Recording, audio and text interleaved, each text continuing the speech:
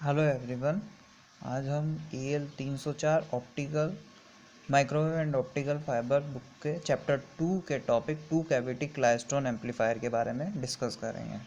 सबसे पहले हम इसकी कंस्ट्रक्शन देखेंगे, फिर इसके बाद हम इसकी वर्किंग को समझेंगे। देखिए, मैंने कंस्ट्रक्शन इसका बना रखा है। कंस्ट्रक्शन के अंदर सबसे पहले एक हीटर लगा हुआ है।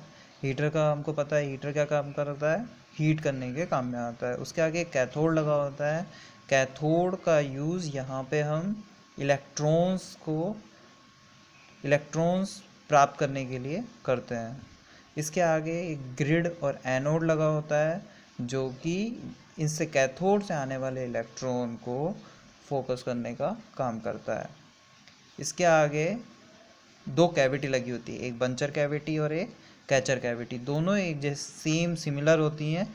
इसमें हमको एक RF इनपुट सप्लाई दी जाती है, जबकि कैचर कैविटी में एक आउटपुट लगा हुआ होता है। और दोनों कैविटी के बीच में एक गैप होता है, जहाँ पे कि हमारे इनपुट सिग्नल और हमारे आने वाले जो कैथोड से आने वाले इलेक्ट्रॉन है, उन दोनों के बीच में इंटरेक्शन होता है। ये यहाँ से इनके इंटरेक्शन के कारण इनकी वेलोसिटी चेंज होती है, जिसकी वजह से बंचेस बनते हैं। ये बंचेस हमारे यहाँ पे कलेक्ट किए जाते हैं। ये कलेक्ट करने की वजह से इसको क्या कहा जाता है, कैचर कैविटी कहा जाता है। यहाँ से हमको आउटपुट, एम्पलीफाइड आउटपुट प्राप्त होता है। और आगे एक कलेक्टर लगा हुआ होता है। ये कलेक्टर इनसे निकलने वाले जो इलेक्ट्रॉन होता है उनको क्या करता है, कलेक्ट करता है। और देखिए, इसके गैप की डिस्टेंस स्मॉल d है। गैप की डिस्टेंस कितनी है इसके, d है। बंचर कैविटी में भी और कैचर कैविटी में भी। साथ में इन दोनों के मिड पॉइंट के बीच का डिस्टेंस कितना है, l है, जो कि पहले से फिक्स पोजीशन पे रखा जाता है कि कितनी दूरी पे इसके बंचेस जाके प्रॉपरली फॉर्म हो जाएंगे। ठीक है, अब हम इसकी वर्किंग देखते हैं। देखिए, ये क्या करता है, माइक्रोवेव सिग्नल को एम्पलीफाई करता है। तो एक इनपुट सिग्नल भी ज़रूरी है एम्पलीफाई करने के लिए, जिसको हमें एम्पलीफाई करना है, तो वो इनपुट सिग्नल हो गया। और एम्पलीफाई करने के लिए सर्किट है, और हमको यहाँ एम्पलीफाइड आउटपुट प्राप्त होता है। ठीक है, और इसको 2 कैविटी क्यों कह रहे हैं, क्योंकि इसमें 2 कैविटी लगी हुई होती हैं। इसको बंचर कैविटी क्यों कहते हैं, इसको बंचर कैविटी इसलिए कहते हैं क्योंकि यहाँ इस कैविटी के कारण ही बंचेस का फॉर्मेशन होता है। और कैचर कैविटी क्यों कहते हैं, क्योंकि यहाँ पे जो बंचेस बनते हैं वो एनर्जी को यहाँ से कैच किया जाता है। ठीक है, तो देखिए इसकी वर्किंग देखते हैं।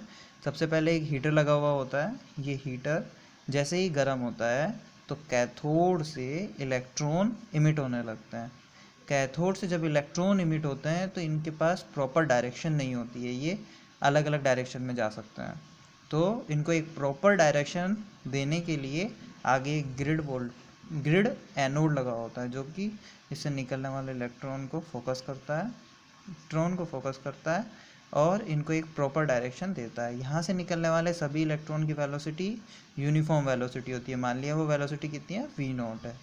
ठीक है, फिर ये इलेक्ट्रॉन ट्रैवल करते हुए कहाँ आते हैं, बंचर कैविटी के गैप पर आते हैं। बंचर कैविटी के गैप पर देखिए, यहाँ से कैविटी में क्या आ रहा है, इनपुट सिग्नल आ रहा है। यहाँ से क्या आ रहे हैं, इलेक्ट्रॉन्स आ रहे हैं। ये इलेक्ट्रॉन्स और ये इनपुट सिग्नल, जो कि क्या है हमारा radio frequency input signal, microwave signals है।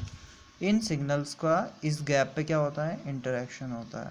इंटरेक्शन होने की वजह से जो हमारा इनपुट सिग्नल होता है, देखिए इनपुट सिग्नल किस तरह का है हमारा, साइनोसॉइडल फॉर्म का।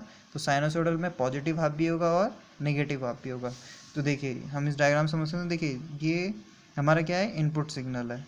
इनपुट सिग्नल का के देखिए जो निगेटिव हाफ साइकिल के दौरान जितने भी इलेक्ट्रॉन का इंटरेक्शन होता है उनकी वेलोसिटी स्लो हो जाती है। उनकी वेलोसिटी क्या हो जाती है, रिड्यूस हो जाती है।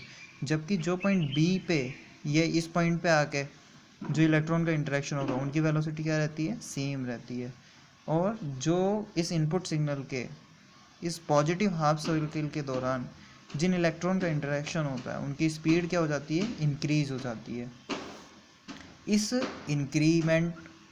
इस स्पीड का इंक्रीमेंट होना, डिक्रीमेंट होना या सेम रहना, इसकी वजह से जो यहाँ पे अभी तक यूनिफॉर्म वेलोसिटी आ रही थी वो चेंज हो जाती है। और सभी इलेक्ट्रॉन की वेलोसिटी चेंज होने से आप आगे जाने पे उनके बंचेस बनने लगते हैं।